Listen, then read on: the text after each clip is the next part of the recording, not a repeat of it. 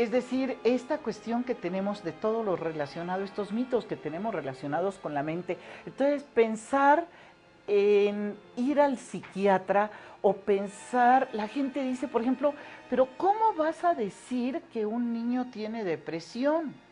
¿Cómo vas a pensar que vas a llevar al niño al psicólogo o al psiquiatra si está muy chiquito todavía? Entonces yo les digo, sí, espera a que esté bien loquito y entonces sí lo llevas al psicólogo o al Y es que el psiquiatra. primer argumento que todo el mundo usa es que loco eres tú, ¿no? Sí. Porque un niño tan pequeño no es posible que tenga pues algún problema. Vemos todavía la infancia como una etapa muy rosa en donde el niño no tendría por qué preocuparse de nada, siendo que no es así. Bueno, ahora los niños tienen una cantidad de información en su acervo que deja impactado a cualquiera, ¿no? Niños de 4 años que te dicen cada cosa que pues que te dejan Y la cantidad boquiabierto. de problemas que los adultos hemos olvidado cuando fuimos niños, y que hay una cantidad de situaciones que nos producen mucho dolor, que nos producen desconcierto, que nos producen desasosiego, que nos producen muchas reacciones, muchas emociones negativas. Algo, por ejemplo, en el trabajo que nosotros hacemos, y acabamos de dar un curso de verano en Shonaka, algo que nos llamó muchísimo la atención es que los niños reconocían sus emociones negativas, pero era imposible reconocer las emociones positivas. Y eso de las emociones negativas, algunas no le tienen nombre siquiera a las emociones. Y con ese problema que tenemos también de la forma como estamos acabando con el lenguaje, ¿no? De que ahora todo se reduce a chale, chido, chole, padre, madre. Entonces, el mundo psíquico se ha reducido a eso. Entonces, dentro de este medio, con toda esta serie de situaciones que son hostiles,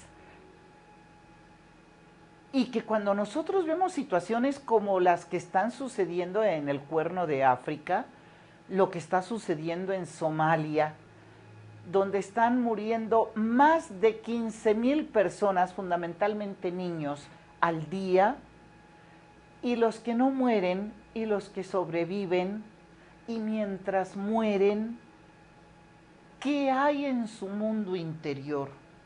¿Qué pasa con sus emociones? Con su madre, con su padre, y el mundo que nos hemos olvidado de que ellos existen y de que a nosotros nos puede, cada vez que presentan en la televisión esos cuadros de la tierra resquebrajada en Somalia, como la tenemos resquebrajada de Puebla para arriba, ¿no? A mí me aterra, porque yo digo, no falta mucho para que estemos en una situación parecida. Entonces, no es únicamente el problema del hambre, es todo lo que acompaña al hambre. Y es todo lo que acompaña a muchos otros problemas, ¿no? Entonces, no somos nosotros los defensores del sistema, somos los defensores del ser humano. Somos los que luchamos por un ser humano que sea capaz de desarrollar al máximo sus potencialidades. Y todos nos ven como los loqueros, ¿no? Sin tener ni siquiera una idea clara de qué cosa es locura. Yo siempre defiendo la locura bajo aquel principio de que el gen de la locura y el gen de la genialidad son primos hermanos. Bien, la situación en cuanto a que a veces coloquialmente pues se utilice el término loco como si fuera sinónimo de algún trastorno mental, pues evidentemente tiene muchas contradicciones. Muchos autores, grandes humanistas, hicieron una defensa. Por ejemplo, Erasmo de Rotterdam hace en su libro El elogio a la locura esta situación en donde la locura es ese motor, este impulso que hace al hombre tratar con ingenio, imaginación, atreverse a modificar o hacer algo distinto, ¿verdad?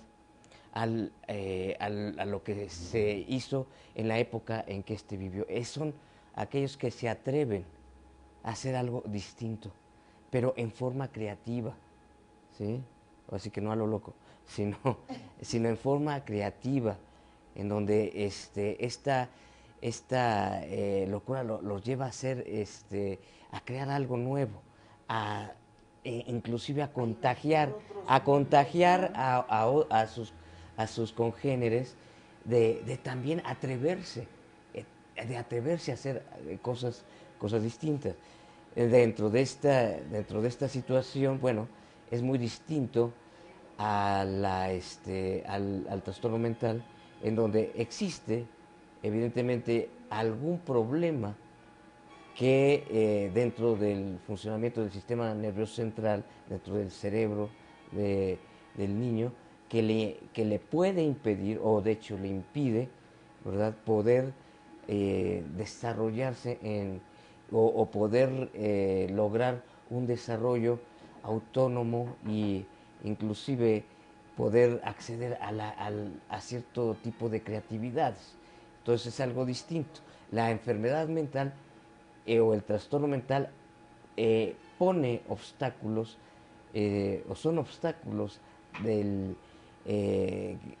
hacia el desarrollo del ser humano, y que por ende pues se necesita ya tener una ayuda o se necesita que sea ayudado ese ser humano para entonces de esta forma tratar de que pueda llegar a desarrollar sus potencialidades, ¿no? Pero si para nosotros como especialistas es difícil encontrar muchas veces esa línea divisoria entre la normalidad y la patología, imagínate cómo se presenta el problema ante la gente del común.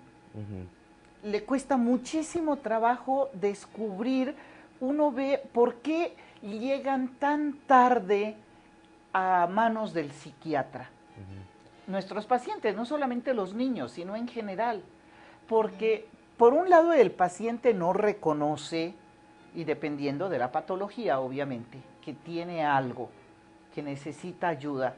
Segundo, porque la familia lo considera que el tío también era así, y el papá también es así, y el abuelo también es así. Entonces es una manera de ser de la familia. O lo que es peor, ni siquiera el tío era así, no, ni siquiera ponen la atención de decir, tiene un comportamiento de esta forma y así y asado, sino lo dejamos pasar, ¿no?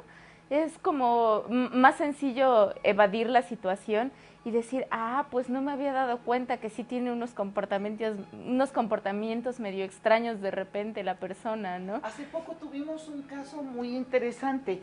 Una niñita como de 8 años dio una crisis del lóbulo temporal, y cuando le dijimos al papá y a la mamá que era necesario hacerle un electroencefalograma y darle tratamiento, y la niña viene años quejándose de dolores de cabeza, viene quejándose desde años atrás, que ella de pronto siente un enojo y unos deseos, no de quién se la hizo, de encontrar a quién se la hizo, sino quién se la paga, unas crisis de disforia tremendas, y pérdida de la orientación, y sobre todo cuando ve televisión, ¿no? Y los papás no se habían dado cuenta.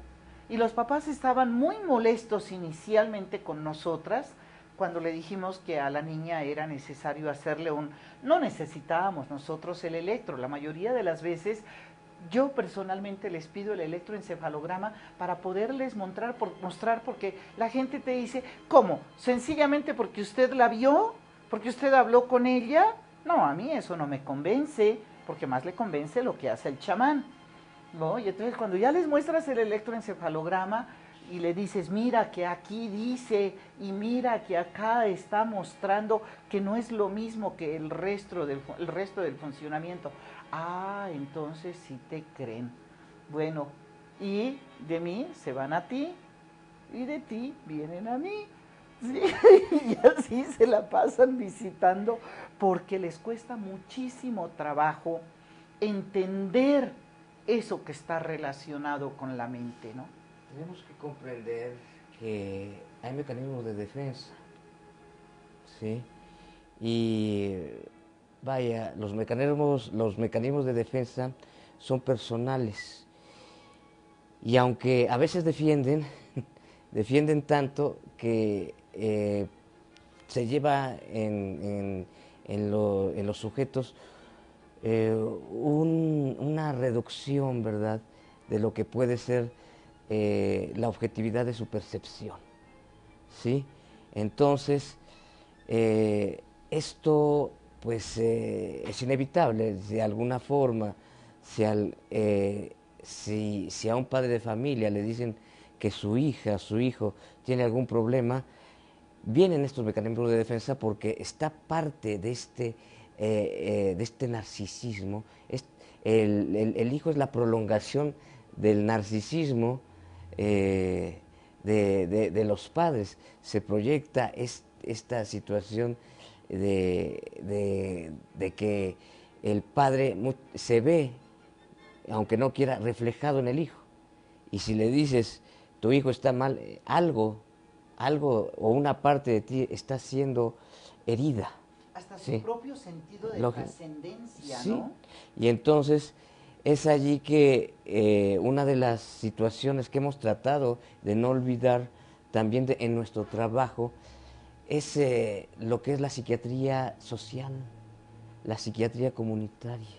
O sea, tratar de llevar lo más que se pueda la información a diferentes instancias de la población, tanto primero con nuestros colegas médicos, cuya ignorancia en el aspecto psicológico es dramática. Sí. Es Sí, catastrófica. es diría ver, más que dramática, catastrófica. es ver, vaya, cómo en algunas universidades, ¿verdad?